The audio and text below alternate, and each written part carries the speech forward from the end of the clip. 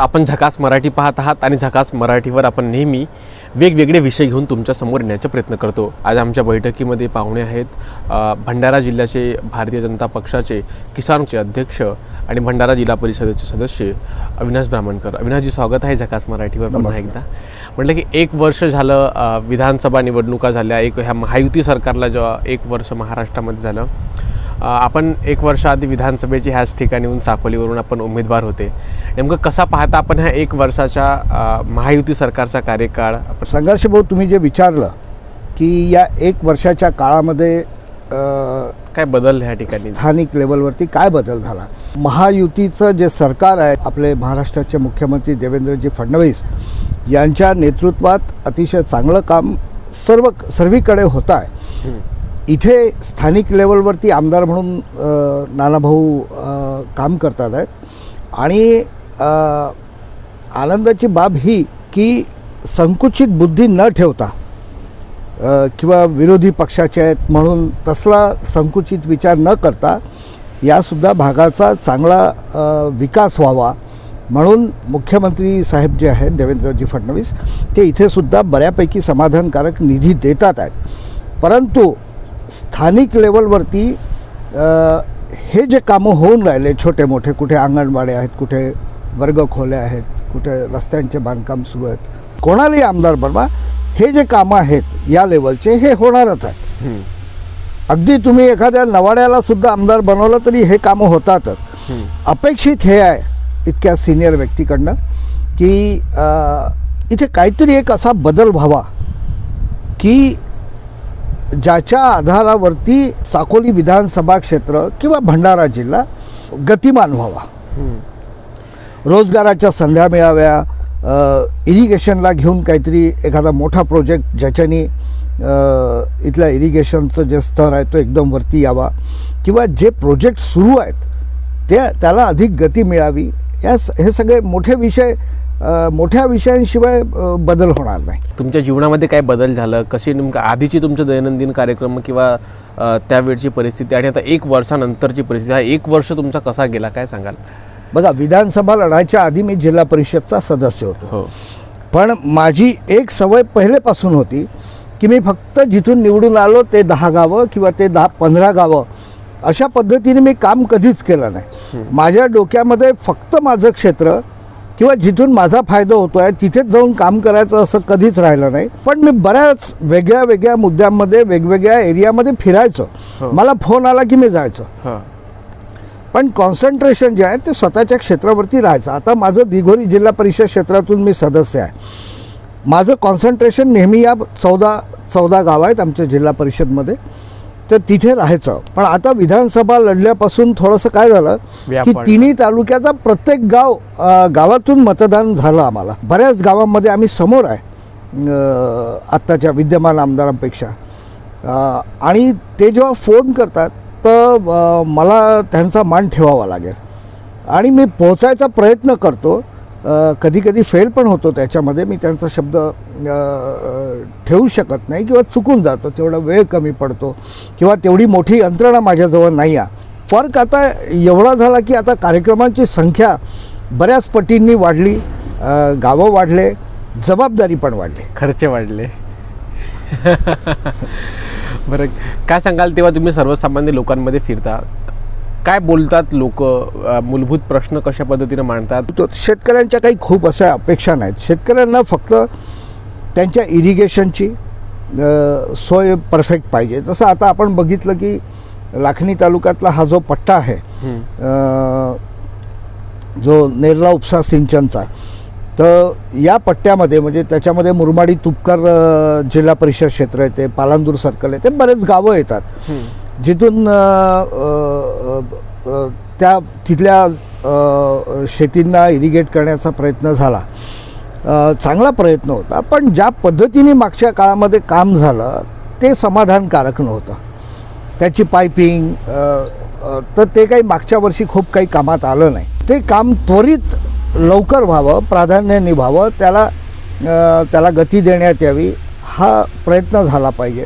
अशा टाईपचे बरेच काम आहेत, त्यांचं मार्केट, त्यांना होणारे चुकारे, अशा अनेक गोष्टींना घेऊन त्यांच्या अपेक्षा असतात. पण आता स्टार्टअपचा ट्रेंड आहे ह्या ठिकाणी भंडारा जिल्ह्यामध्ये सुद्धा अनेक स्टार्टअप आपण पाहिलं की आता भंडाऱ्यातले युवक जे आहेत ते शेतीमध्ये चांगले नवीन तंत्रज्ञान आपण पाहिलं की AIचा उपयोग करून ते मिश्राजी त्यांनी एक वेगळी कंपनी उभारली आहे. इथले जे युवक आहेत त्यांना कुठेतरी स्टार्टअपच्या विषयी किंवा नवीन उद्योगधंदे त्यांनी तयार करावं, काहीतरी बनवावं, याकरिता प्रेरित करणाऱ्यांची संख्या कमी आहे. प्रेरित कुणी करत नाही, नेमकं हा प्रश्न सुद्धा ज्वलंत आहे. मी बघा मागच्या वेळी जेव्हा आपली हीच बाईट झाली होती त्यावेळी मी या गोष्टीचा उल्लेख केला होता की सगळ्यात महत्त्वाचा विषय हा आहे की इथला जो तरुण वर्ग आहे ग्रामीण भागातला प्रचंड प्रतिभावान आहे. म्हणजे साधी मोटरसायकल सुधरवायची आहे किंवा आमच्या शेतातले पंप सुधरवायचे आहेत तर तो MSEBचा माणूस याच्या आधी आमच्या गावातले पोरं फ्यूज भरून टाकतात. DO वगैरे काय काय प्रकार आहे ते त्यांना त्यांचंच येतं. प्रतिभावान आहे, त्यांना डोकं आहे, ते कष्टाळू पण आहेत. विषय असा आहे की जे जगामध्ये सुरू आहे ते त्यांना अजून माहीत नाही आणि त्यांना त्या दिशेने प्रोत्साहन देणं किंवा पुरेशी माहिती देण्याचं काम होत नाही आहे. मी बऱ्याच ग्रामपंचायतींना सांगितलं की बा तुम्ही प्रोजेक्टर घ्या आणि यूट्यूबवरनं जितके छोटे मोठे धंदे आहेत जे ग्रामीण भागामध्ये केले जाऊ शकतात, आपल्या अंगणामध्ये, शेतामध्ये, एखाद्या बांधीमध्ये, त्या धंद्यांच्या बाबतीत संपूर्ण माहिती म्हणजे फायनान्स कुठून मिळेल, तुमचं रॉ मटेरियल कुठून मिळेल, फिनिश प्रॉडक्ट्स कुठे विकायचे, काय भावाने जातात, तुमचं प्रॉफिट किती राहील, त्याला रिइन्व्हेस्ट कसं करायचं, ही सगळी माहिती तुम्हाला त्याच्यावरनं मिळते. प्रोजेक्टर लावून गावातले मुलं बसवून त्यांना ती माहिती तर द्या. शेतीविषयक गोष्टींमध्ये तुम्ही फार इंटरेस्टेड आहात आणि तुम्ही खूप बोलता शेतीचा विकास किंवा विविध तंत्रज्ञानाचा उपयोग करून शेती करायला पाहिजे. नेमकं शेती कशी माणसाचं युवकांचं आयुष्य बदलू शकते किंवा शेतीमध्ये शेतीविषयक कामांमध्ये काय पोटेन्शियल आहे की ते आपला नवीन उद्योग ह्या ठिकाणी उभारून आपले आर्थिक सक्षम म्हणजे शेतीच्या भरोश्यावर इथले युवक आर्थिक सक्षम कशा पद्धतीने होऊ शकतात? शेतीमध्ये प्रचंड पोटेन्शियल आहे. आमच्या इथे बाजूला सानगडीला मी त्यांचं नाव नाही घेणार पण एक माझे मित्र आहेत, त्यांनी खूप प्रयोग केले. त्यांनी पहिले शेवग्याच्या शेंगांचा प्रयोग करून पाहिला, मग त्यांनी सीताफळ लावले, असे अनेक प्रयोग केले आणि काहीतरी कारणांनी ते प्रयोग थोडेसे फेल झाले.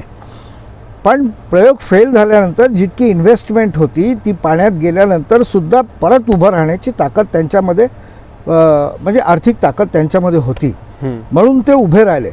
पण बाकीचे जे शेतकरी आहेत जे सर्वसाधारण आहेत, गरीब आहेत, ते शेतकरी प्रयोग करताना थोडेसे घाबरतात.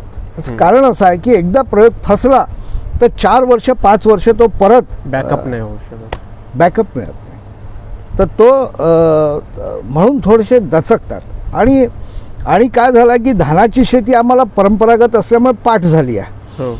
दुसरी कोणतीही शेती करताना काही कमी जास्त झाला तर त्याच्यासाठी जी लागणारी माहिती आहे, त्याच्यावरती येणारे रोग, मातीचं परीक्षण होणं गरजेचं आहे, मातीत काय कमी आहे, काय ॲड करणं गरजेचं आहे, पाण्याचं परीक्षण होणं गरजेचं आहे. या सगळ्या गोष्टींसाठी जे कृषी विभागाकडनं जे बॅकअप पाहिजे. काही लोक अतिशय चांगलं काम करतात, त्यांना तुम्ही कॉन्टॅक्ट केला तर ते येतात, तुम्हाला पूर्ण माहिती पण देतात. पण माहीत नाही काय कारण आहे तर ते पूर्ण म्हणजे जे ढवळून निघायला पाहिजे तसं होत नाही. महाराष्ट्रातच एकंदरीत चर्चा सुरू आहेत की ज्यांच्या विरोधात तुम्ही ही विधानसभा निवडणूक लढली ते सध्याचे साकोली विधानसभा क्षेत्राचे आमदार आणि महाराष्ट्र प्रदेशचे काँग्रेसचे माजी अध्यक्ष नाना पटोले हे भाजपच्या वाटेवर आहेत अशा चर्चांना उधाण आलं आहे.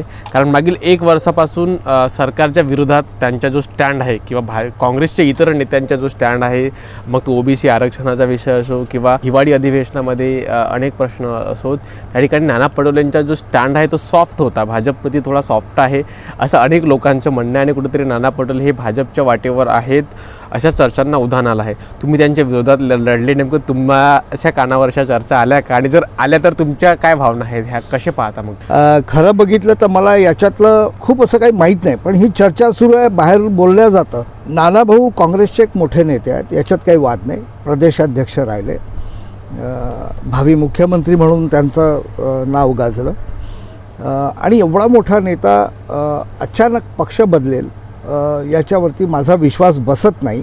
कारण याच्या आधीसुद्धा त्यांनी पक्ष बदलले, ते भाजप. ॲक्च्युली काय होतं की पक्षांतर्गत समजा काही अशा गोष्टी सुरू असतील की ज्याच्यामुळे आता पक्षात राहणं शक्य नाही किंवा पक्ष सोडलेला बरा अशी स्थिती समजा नानाभाऊंबरोबर तयार झाली असेल तर मग काँग्रेस सोडून दुसऱ्या कोणत्याही पक्षामध्ये जाण्याची त्या मानसिकता असेल कदाचित असं वाटतं. बरं, भाजपमध्ये जर त्यांनी प्रवेश केला जसं चर्चा आहे तर तुमची नेमकी काय स्टँड असेल? तुम्ही बघा संघर्ष भाऊ, माझा एक स्वभाव आहे, फक्त राजकारणासाठीच नाही बाकी पण अनेक विषयांसाठी. आता मध्यंतरीच्या काळामध्ये म्हणजे विधानसभेमध्ये बाळाभाऊ काशीवार जे आहेत माजी आमदार हे माझ्या विरोधातच राहिले. पण बाळाभाऊ आले, पक्षाने बाळाभाऊंना घेतलं, सर्व कार्यकर्त्यांनी ॲक्सेप्ट केलं.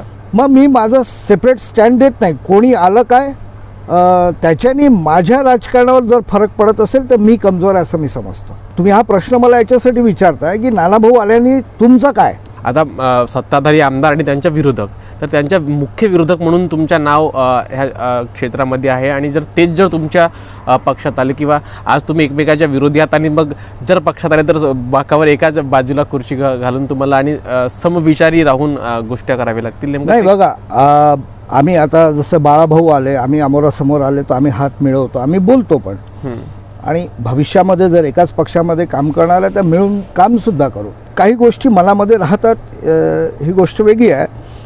थोडीशी अडचण जाते, पहिल्यासारखं भेटता येत नाही, त्याला थोडासा वेळ लागतो, पण कालांतराने ती होते. नानाभाऊ पण समजा आले, कार्यकर्त्यांनीच पक्ष बनतो, मी त्याच्यातला एक सामान्य कार्यकर्ता आहे. पण मी तुम्हाला एक सांगायचा प्रयत्न करील की नानाभाऊंना जितके, कारण आपली जी मोजमाप आहे, असेसमेंट आहे, त्या मोजमापाचे जे पॅरामीटर्स आहेत ते पॅरामीटर्स ही निवडणूक असते. जितके मतं नाना पटोलेंना मिळाले तितकेच मला पण मिळाले. मला म्हणजे भाजपला मिळाले, मी उमेदवार होतो. पण म्हणजे नाना भाऊंपेक्षा आम्ही कुठे कमी नव्हतो. EVM मध्ये मी जिंकलो, पोस्टलमध्ये ते जिंकले. सगळी गोळाबेरीज करून वजाबाकी केल्यानंतर 208 मतांनी नानाभाऊ निघाले. मला हा विश्वास आहे की नानाभाऊ समजा आले तर त्यांना त्यांचं महत्त्व पक्ष देईल, पण पक्ष मला सुद्धा बाजूला करणार नाही, कारण मी भाजपला ओळखतो. माझं जितकं महत्त्व मला देणं गरजेचं आहे तितकं मला पक्ष देईलच. कारण तुम्ही 1 वर्ष आधीच बोलले होते की एकच पीक जर वारंवार पेरला जातं तर पीक कमी होतो. आता पीक कसं सुरू आहे? हो, आमच्या शेती व्यवसायामध्ये नेहमी म्हटलं जाते की बा एकच एक बिजायत वारंवार लावली तर फसल कमी येते, आणि हे सत्य पण आहे. कारण मी पण शेती करतो, मला माहीत आहे. आम्ही बिजायत बदलत जातो, कधी कधी आम्ही पिकच बदलवतो. सारखा तुम्ही ऊस लावला तर मग ती जमीन थोडीशी, मग फसल कमी होत जाते, मग परत तिथे धान लावायचा, 1 वर्षाची गॅप द्यायची, परत अशा पद्धतीने करत जातो. तर ते मी एक वाक्य त्या विधानसभेच्या निवडणुकीच्या वेळी बोललो होतो की एकच एक बीज आहेत. हां, आणि मी तुम्हाला सांगतो खरंच फरक पडतो. खरंच फरक पडतो. म्हणजे असे काही अनुभव येतात की तुम्हाला तिकडनं रस्त्याचा बांधकामाचा निधी मिळाला तर आपण एका बाजूने गवगवा करतो की मी खिचून आणला निधी वगैरे वगैरे. काही खिचून वगैरे नाही आणावं लागत. वरची सरकार आणि तिथे काम करणारे नेते समजा डोक्यानी मोठे आहेत, जे व्यापकतेने विचार करतात की जरी विरोधात असेल तरी त्या मतदारसंघातल्या लोकांच्या अडचणीचा विषय आहे तर निधी दिला जातो. तुम्ही इथे आल्यानंतर सांगता की मी खिचून आणला, आणि ज्या रस्त्यामध्ये तुम्ही निधी आणू शकत नाही आहे तिथे सांगता की मी काय करू शकतो, मी विरोधात आहे, हे लोक ऐकत नाही. असं दुहेरी एक व्यक्तिमत्व असतं मग ते. बरं, अविनाशजी, 1 वर्ष झालं तुमच्या निवडणुकीला आणि तुमच्या भाजपमध्ये प्रवेश करून 1 वर्ष झालं.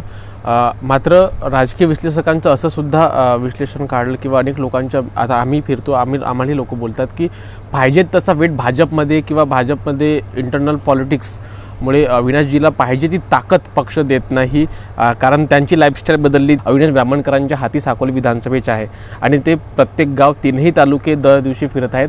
मात्र पक्षाकडून पाहिजे ती ताकद अविनाश ब्राह्मणकरांना मिळाली नाही, आणि जर पक्षाकडून ताकद मिळाली तर ज्या गतीने ते सध्या धावत आहेत त्याच्यापेक्षा दुप्पट त्यांची गती होईल आणि भाजप पोचवायला थोडा इझी होईल. मात्र का बरं पक्ष ताकद देत नाही असे सुद्धा अनेक लोकांचे प्रश्न आहेत. ती ताकद तुम्हाला मिळते का आणि किती ताकद आहे? बघा संघर्ष भाऊ, मला डायरेक्ट विधानसभेची तिकीट मिळाली, याच्यापेक्षा अजून जास्त ताकद काय देणार आहे?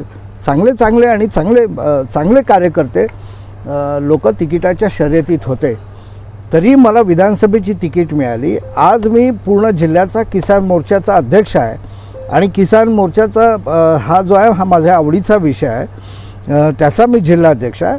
आणि सगळ्यात महत्त्वाचं, एखादं पद मला दिलं, एखादी गाडी दिली वगैरे वगैरे, ते नाही, ते माझ्यासाठी खूप महत्त्वाचं नाही आहे. ग्रामीण भागामध्ये मुद्दे हे शेतकऱ्यांचे राहतात, शेतमजुरांचे राहतात. त्या निवडणुकीच्या प्रचारामध्ये आम्ही लोक जिंकलो. हो. त्यांचे मुद्दे वेगळे होते आणि त्याच्यामध्ये सुद्धा त्यांना तेच लॉलीपॉप दाखवण्यात आलं की बा मी मुख्यमंत्री बनील. मुख्यमंत्री बनल्यानंतर तुमचा जो ओल्ड पेन्शन स्कीम जो आहे, OPSचा जो मुद्दा आहे, तो आम्ही निकाली लगेच काढून देऊ. बरं, सरकारकडून तुमच्या काय अपेक्षा? म्हणजे तुम्ही जेव्हा लोकांमध्ये फिरता तर सरकारने कोणत्या पॉलिसीज बनवायला पाहिजे की लोकांची कामं करण्यामध्ये तुम्हालाही हेल्प होईल त्याची आणि लोकांनाही त्याचा फायदा होईल? पण मी ग्रामीण भागाशी अगदी लहानपणापासून टचमध्ये होतो. घरी येणं, इथे आमच्या शेतामध्ये आजूबाजूचे नातेवाईक वगैरे, मी त्यावेळेचा सुद्धा ग्रामीण भाग पाहिला आणि आज तर रोज बघतो आहे. जेव्हापासून भारतीय जनता पार्टीची सरकार आली त्याच्यानंतर ज्या स्पीडनी बदल होत गेला ग्रामीण भागातल्या लोकांच्या जीवनात, तर एका गोष्टीला घेऊन मी कन्व्हिन्स्ड आहे की या जन्मामध्ये जो माणूस लहानपणी अतिशय गरिबीमध्ये, दारिद्र्यामध्ये जन्मला, तो आज चांगल्या स्थितीमध्ये आणि त्याचा एंड होईपर्यंत तो अतिशय चांगल्या कंडिशनमध्ये निश्चितपणे जाणार आहे. म्हणजे आमच्या गावामध्येच एक परिवार आहे ज्याचा उल्लेख मी नेहमी करतो, अशोक शिंदे म्हणून. मी त्याच्या घरी आधी पण जायचो, आजही जातो. त्या अशोक शिंदेचं घर पाहिल्यानंतर मला भीती वाटायची की एखाद बार इसका परिवार नको दबके मर जाओ, असं व्हायला नको. पण त्यावेळी ती भीती वाटायची. मध्ये गेलो, त्या मधल्या काळामध्ये त्याला घरकुल मिळालं. आज तुम्ही चला, 1 नंबर घर आहे, त्याचं घरकुल मिळालं, स्लॅबच्या घरामध्ये आहे. त्याची पत्नी हार्टची पेशंट होती, तिला आयुष्यमान योजनेमधून पैसे मिळाले, ऑपरेशन झालं, ती आज चांगल्या स्थितीमध्ये आहे. शौचालय बनलं, घरामध्ये हंडा आहे. ज्या घरामध्ये तुम्हाला बसायला जागा नव्हती, आज तुम्हाला व्यवस्थित तिथे गेल्यावर खुर्ची मिळेल, चहाही मिळेल. अविनाश ब्राह्मणकर यांच्या आता जीवनाचे काय उद्दिष्ट आहे किंवा त्यांना काय करायचे आहे, काय स्वप्न त्यांचे आता आहेत? माझं छोटंसं स्वप्न आहे, रोज माझ्या हातून 4-5 गरिबांचे छोटे मोठे संकट जे आहेत ते प्रश्न सुटावे. माझ्या हातून चूक होऊ नये, ईश्वर मला ताकद दो. माझ्या हातून कोणाचा अपमान होऊ नये, ईश्वर मला ताकद दो.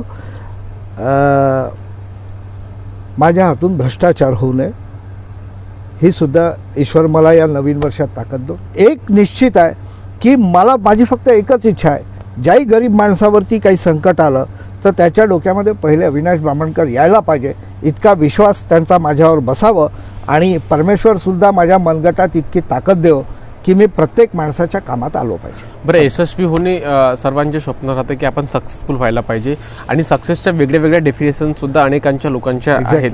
नेमकं तुमच्यामध्ये सक्सेसफुल पर्सन म्हणजे काय, यशाची व्याख्या तुम्ही जर एक्सप्लोर कराल तर तुमच्यामध्ये जसं तुम्ही स्वतःच बोलले आता की सक्सेसफुलच्या वेगळ्या वेगळ्या डेफिनेशन्स आहेत आणि ती डेफिनेशन तुमची जी सोच आहे त्या सोचच्या हिशोबाने बदलत जाते. माझ्या हातून कामं व्हावे 4 गरीब लोकांच्या, म्हणजे समजा कुठेतरी 25 गरीब लोक जमले आहेत, एखादा प्रॉब्लेम आहे तिथे की सगळे मिळून आपण आता अविनाश भाऊंकडे जाऊ, त्यांच्या कानावर टाकून वो आदमी अपने को मदत कर सकता है, इतका विश्वास जेव्हा मी कमील तर मी सक्सेसफुल झालो असं मी समजेन. बरं, खूप खूप धन्यवाद आमच्यासोबत जुळण्याकरिता आणि वेळ दिल्याबद्दल. थँक्यू. तर होते भारतीय जनता पक्षाचे भंडारा जिल्ह्याचे शेतकरी आघाडीचे नेते अध्यक्ष अविनाश ब्राह्मणकर. आपण झकास मराठी पाहत आहात आणि आजची मुलाखत शेवटपर्यंत पाहिली त्याबद्दल सर्व प्रेक्षकांच्या सुद्धा मनापासून आभार. खूप खूप धन्यवाद. थँक्यू.